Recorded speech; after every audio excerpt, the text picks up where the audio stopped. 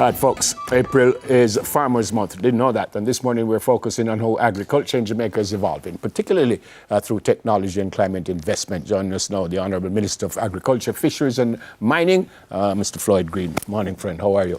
Morning. Happy to be here. Happy Farmers Month to all our farmers. Very, very happy to celebrate April as Farmers Month. And clearly part of what we're doing is to have the conversation so that more people appreciate their farmers.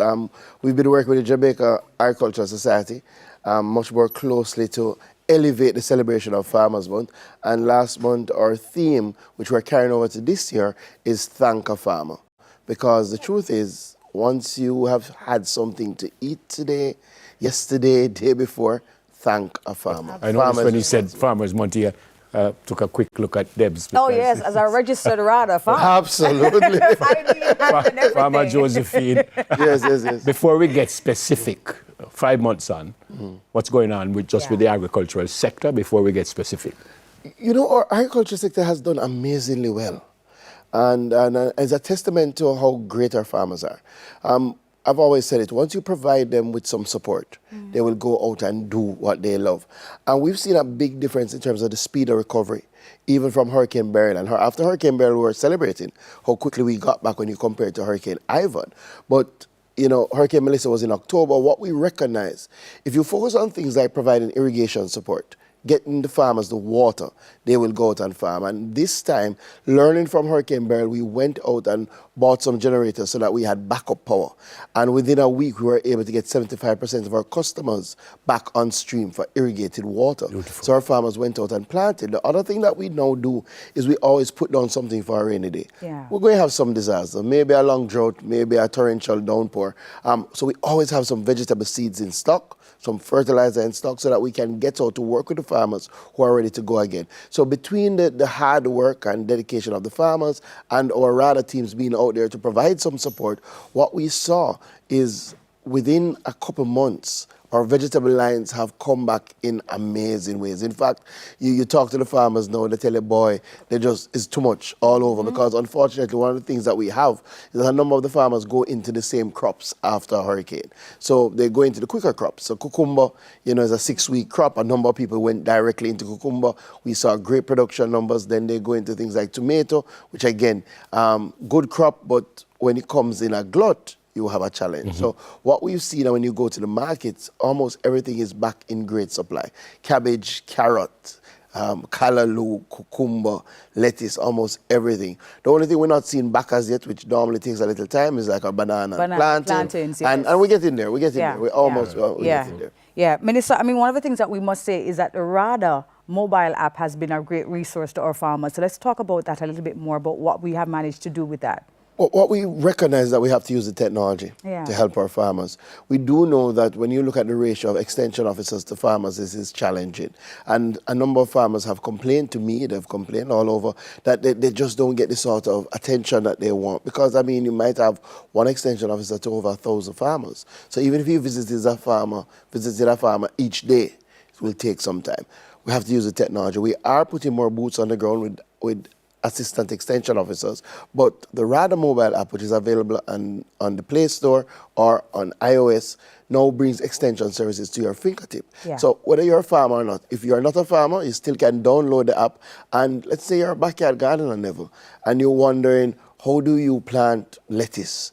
What do you look out for in your backyard? What do you use? You can download the app and literally takes you to videos of RADA experts walking you through that process. But if you're a farmer, it's even better, because you are able to put in your identification number, and then it opens up a whole new world.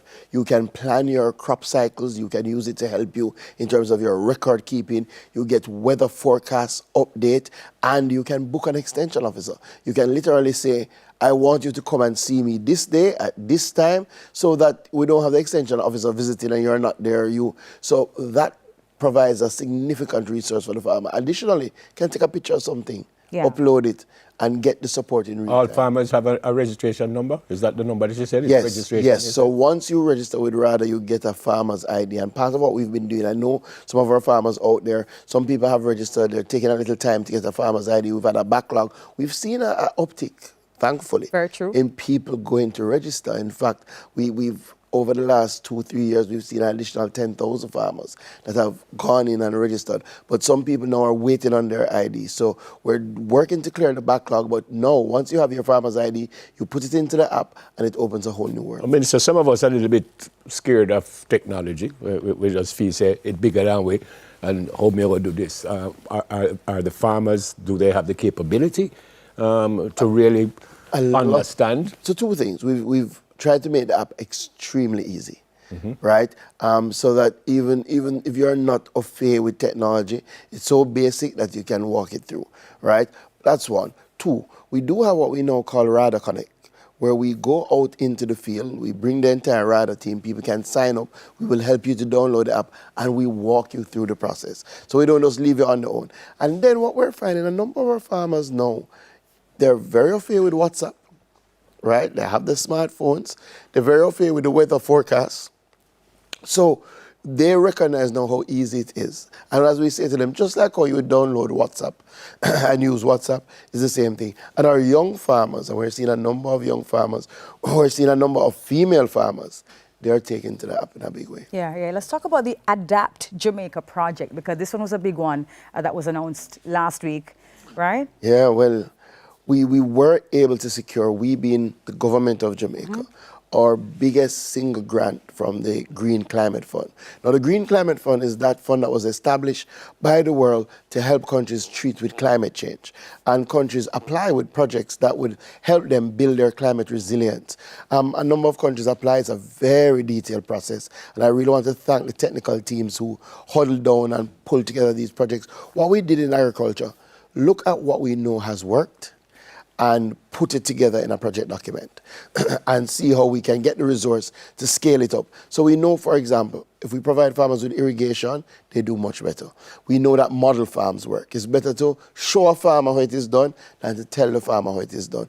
We also know that the farmer field schools work, where we go and do intense training and give them a certificate at the end. In fact, today we have a graduation as the start of Farmers Month for our Farmers Field School.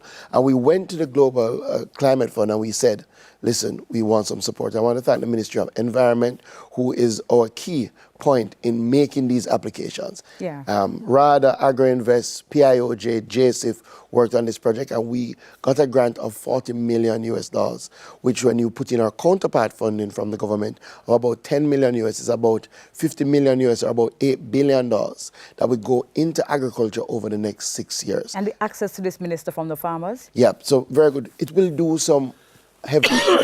So it's not just money to directly give to farmers.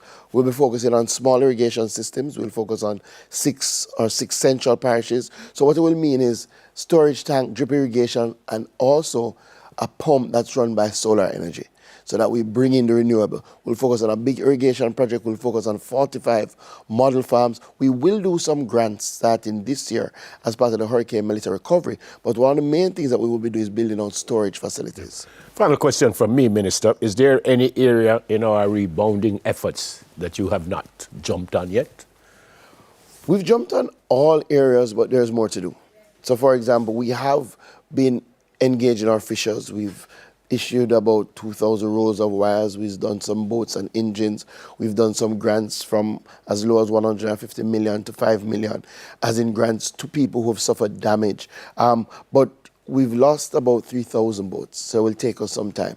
Same thing with agriculture. I mean, in every area, whether it be banana, whether it be our vegetable lines, whether it be yam, whether it be sweet potato, we've had direct programs of engagement, and that has helped, but we still have to continue to scale. And there is some infrastructure work to be done. There are greenhouse farmers still working to get them back on their feet, so there is more to be done. This month, we will continue to celebrate our farmers. We will have a Thank You Farmer event that we had last year. We will also have our regular church service, our farmers market. We've been scaling those up. We normally have like 1 or 2 for a month. Last month we did 14, right? And we're going to continue. I want to thank the RGR group, yes, we love who them have here. been doing your farmers market. It has been going extremely well. We want to keep that up because we want to encourage our farmers to keep going. I like what you're doing, sir. Yeah. I like what you're doing, sir. We have to break.